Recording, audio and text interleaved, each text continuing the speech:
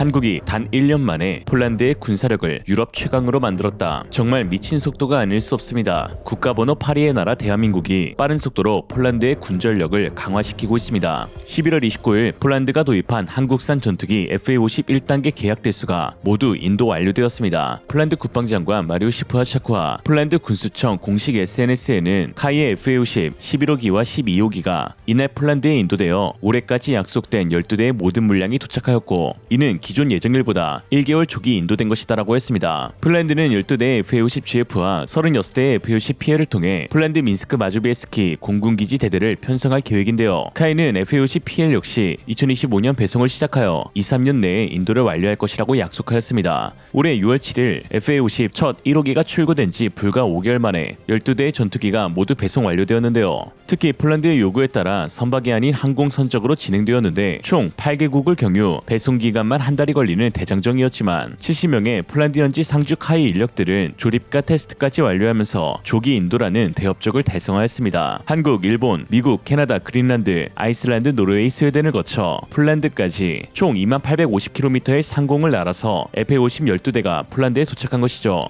또한 같은 날 폴란드와 한국에게 또 하나의 기쁜 소식도 전해졌습니다. 폴란드에서 제작한 한국산 MLRS가 폴란드에 첫 실전 배치된 것인데요. 폴란드 제18 기계화 사단 공식 SNS에는 폴란드 현지에서 옐치 차대와 토파즈 시스템이 통합된 최초의 호마르케이 MLRS가 노바데바에 있는 제18 포병연대의 포병에게 인도되었다라고 전했습니다. 일각에서는 이미 호마르케이가 폴란드에 배치되어 전시회에서도 공개된 것이 아니냐라고 하실 수 있는데요. 그 당시 공개된 호마르케이는 한국 하나에어로스페이스에서 폴란드 옐치사의 트럭을 들여와 조립해준 것으로 6월 21일 출고 완료된 건입니다. 당시 2대가 폴란드로 향했고 한 대가 한국에서 사격시험 테스트 및 폴란드 엔지니어 교육 이수용으로 사용되었죠. 그러나 이번에는 폴란드 현지 트럭 제조업체 옐치 공장에서 한국에 보내준 천무 발사대를 폴란드 현지 기술진들이 차대와 통합한 것으로 주목해야 할 것은 이번 배치된 호마르케이가 유럽에서 제작된 최초의 MLRS라는 것입니다. 유럽 무기 역사의 한 획을 한국과 폴란드가 그은 것이죠. 사실 이 과정에서도 한국의 엄청나게 빠른 납기 속도가 증명되고 있어 화제입니다. 한국 하나에어로스페이스는 이미 7월 26일 천무 발사대의 첫 출고식을 끝냈고 8월 21일 도착하여 기존 예상대로라면 9월 하순이나 10월 초에는 이미 폴란드산 호마르케이가 제작되었어야 했습니다. 심지어 그 사이 한국은 총 3번에 걸쳐 발사대 모듈을 보내주었고 현재 폴란드는 15대의 천무 신형 발사대를 보유하고 있죠.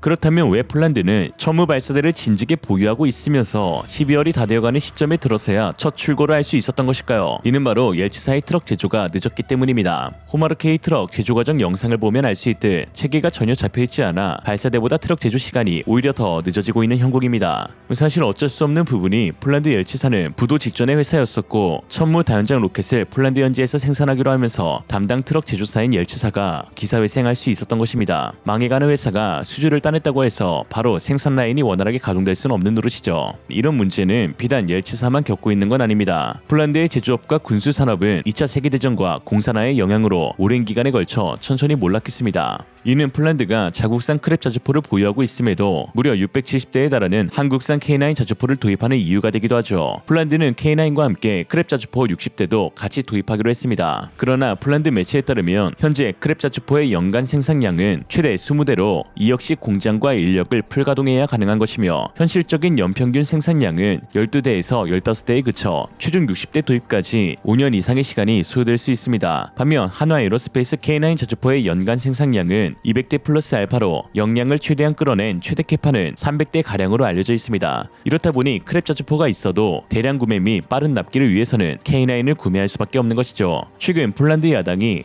자국산 크랩 자주포를 더 구매해야지 왜 K9을 사냐 라며 나를 세우고 있지만 결국 군비 증강이 시급한 폴란드에게 있어 한국 K9 자주포 말고는 전력을 빠르게 증대시킬 수 없는 상황입니다. 이에 최근 폴란드 군사 전문가 야로스라프 불스키는 자신의 SNS에 폴란드 군 소식통을 인용하여 폴란드군이 K9 자주포 160문을 한국에서 추가 직도입할 수도 있다라고 전했습니다. 그는 폴란드군은 소련제 2S1 그보즈디카를 즉시 교체해야 하며 이에 폴란드 국방부는 2027년까지 크랩 약 144대, K9 360대 등 최소 500대의 현대식 자주포 시스템을 구축하길 원한다라고 했습니다. 이런 상황 가운데 최근 미국 매체 CNBC 인터내셔널은 폴란드 군대를 유럽 최강으로 변모시켜주고 있는 한국 방산에 대한 특집 보도를 내었습니다. 지난 11월 27일 한국은 세계 최대의 무기 수출국이 되고 싶어한다 라는 제목의 기사를 통해 한국의 급성장하는 방산에 대해 분석했는데요. 해당 내용은 120만 명의 구독자를 지닌 CNBC 인터내셔널의 공식 채널에서 영상으로 제작되기도 했습니다. 그렇다면 전문가들이 말하는 한국산 무기의 장점, 그리고 왜 한국이 세계 최고의 무기 수출국이 될 수 있는지 한번 들어보겠습니다. South Korea has ambitious plans to be the fourth largest weapons exporter by 2027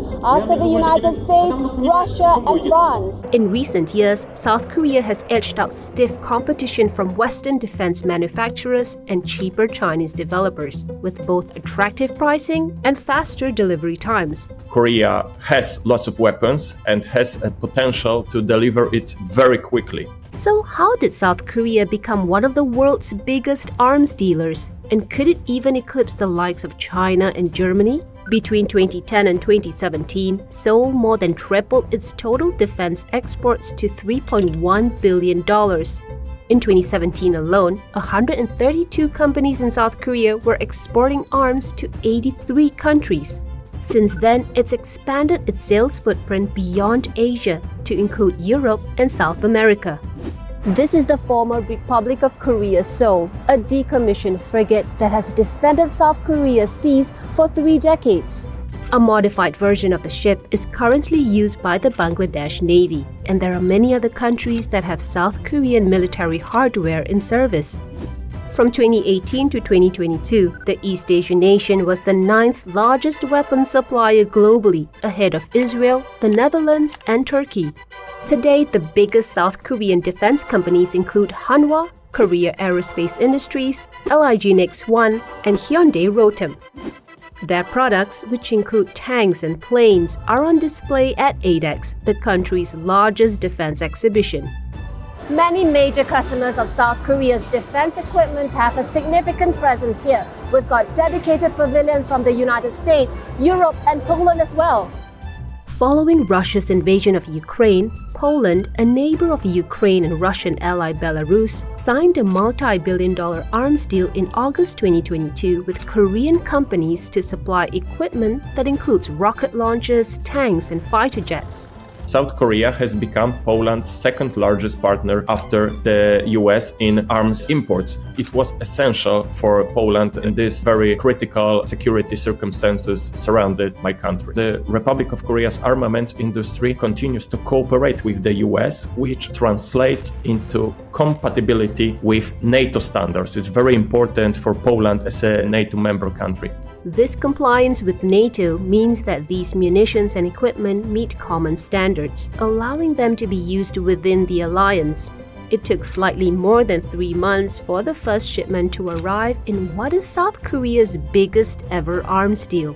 In 2018, Hungary ordered 44 Leopard tanks from Germany, and so far only 1 tank has been delivered 5 years after the signing the deal. So I think in comparison to the potential of European defense industry, the position of South Korean defense industry is quite strong. But the growth of South Korea's defense industry was born out of necessity following the tragic war it fought against the North between 1950 and 1953. There has been the long history of the military tension and conflict between North Korea, and that's why we kept our production line, we kept investing R&D. So from the conventional weapon system, we add more value with the high technology.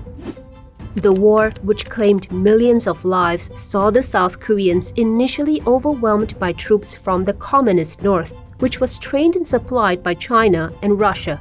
The United States, under a United Nations mandate, came to the aid of the South Koreans, and an alliance was forged between both countries in 1953 as the war drew to a close. However, both South Korea and North Korea are technically still at war, since no peace treaty was signed. In the years since, the scars of the war and periodic conflicts continue to haunt South Koreans today.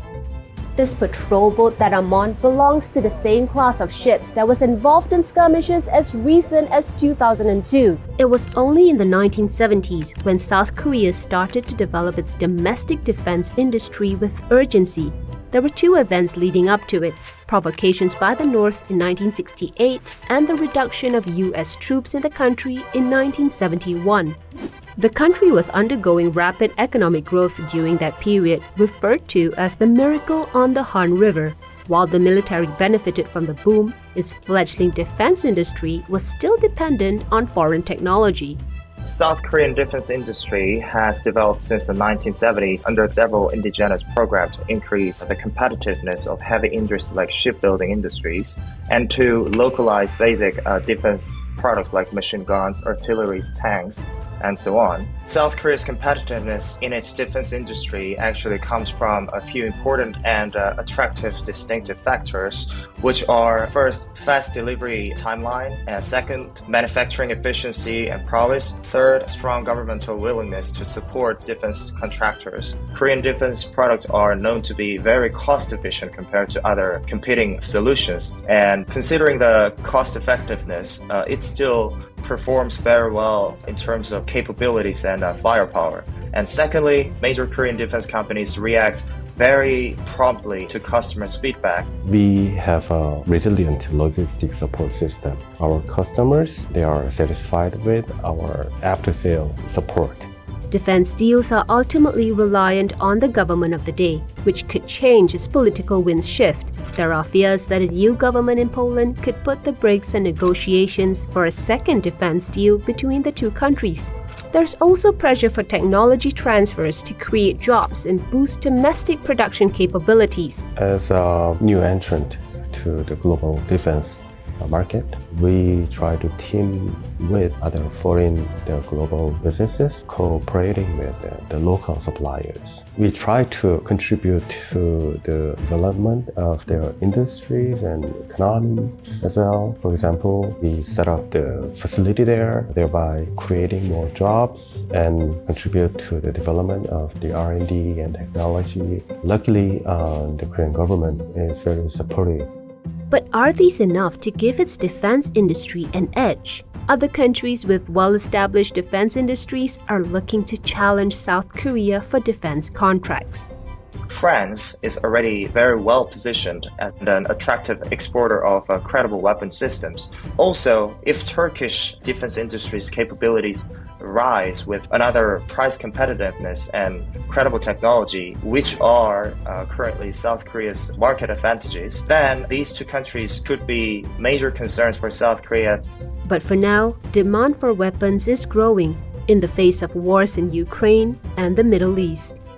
In July 2023, Hanwha edged Germany's Rheinmetall to snag a $4.7 billion Australian contract for 129 Redback infantry fighting vehicles.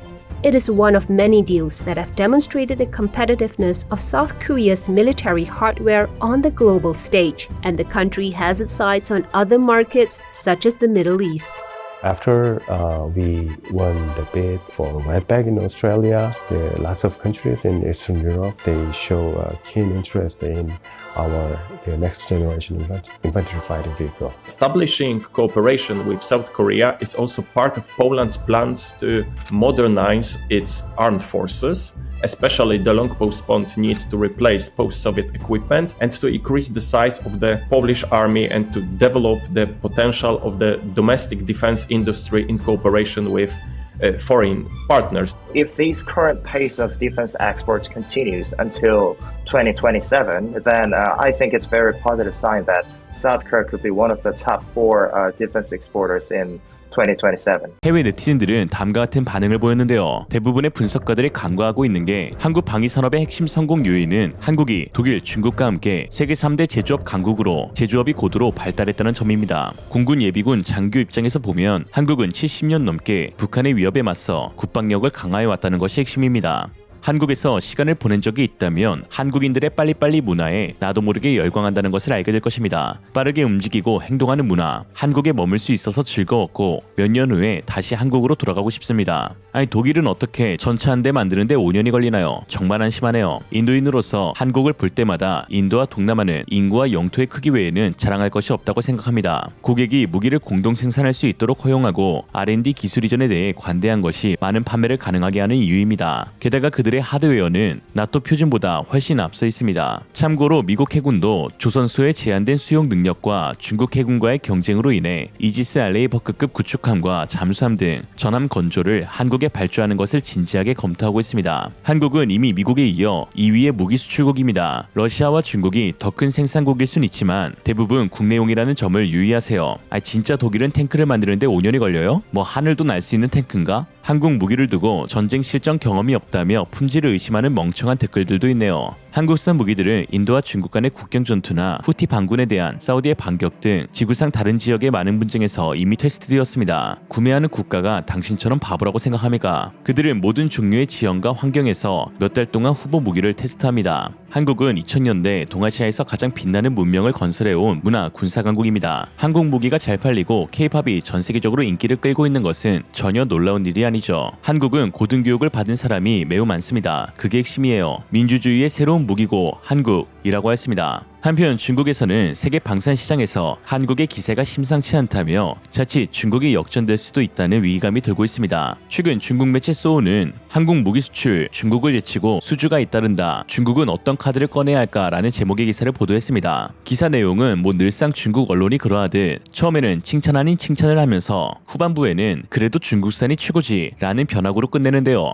매체는 한국산 무기 수출 증대 이유를 두고 첫 번째, 성능보다는 납기나 서비스와 같은 외부 요인의 강점이 있다. 두 번째, 현재 전 세계의 전쟁이 발발한 시기적 이점이 있다. 세 번째, 손해까지 감수하며 싸게 파는 한국에 투철한 수출 정신이 있다라고 했습니다. 그러면서 이에 대응하여 우리는 한국의 무기 수출 경험을 참고하고 배울 필요성도 있지만 우리는 우리만이 지닌 특별한 강점이 있는데 바로 군사 외교력 격차라면서 이를 잘 관리하면 대외 군수 무역 수출에서 한국을 완전히 압도할 것이 확실하다라고 했습니다. 이어 많은 나라들이 중국과 관계를 맺고 싶어하고 중국을 존중해주고 있다. 시진핑 국가주석은 지난해 14개국의 나라를 방문하면서 중국의 압도적인 영향력을 과시하였고 특히 러시아 군수산업이 위기를 겪고 있는 가운데 중국산 무기가 러시아산 무기를 대체할 수가 있다. 일례로 러시아산 무기를 즐겨 구매하던 터키는 최근 주하이 에어쇼에서 멋진 공중기동을 선보인 5세대 스텔스 FC-31에 대한 지대한 관심을 내비쳤는데 중국이 보유 중인 기존 수출 루트와 터키, 세르비아와 같은 유럽 국가들의 러시아 수주권 을 가져온다면 한국의 도전쯤은 무시할 수 있다라고 했습니다. 한국 무기 수출을 견제하면서도 또 이를 억지로 무시하려는 의도가 보이는데요. 지난해 기준 세계 2위의 무기 수출을 기록한 한국 방산 수출의 상승세가 이어진다면 현재 세계 방산 시장 순위는 금세 뒤바뀔 것이고 가장 먼저 내려올 국가는 러시아가 아닌 중국이 될 것입니다. 왜냐하면 중국산 무기를 도입한 국가들의 불평 불만이 쏟아지고 있기 때문이죠. 나이지리아, 미얀마, 파키스탄, 방글라데시 등 중국산 장비를 구입한 국가들은 환불 요구까지 하고 있는 상황입니다.